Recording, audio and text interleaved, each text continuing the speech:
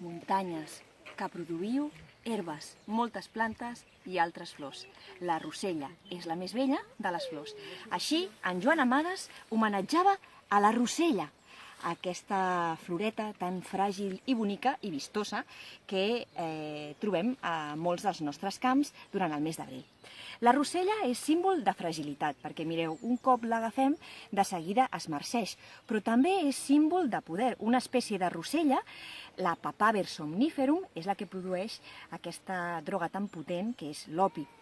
A la rosella, al nostre territori, li diem de molts noms. Rosella, ruella, gallarics, pipiripips, badabadoc, al moianès, són ben precioses i ben vistoses.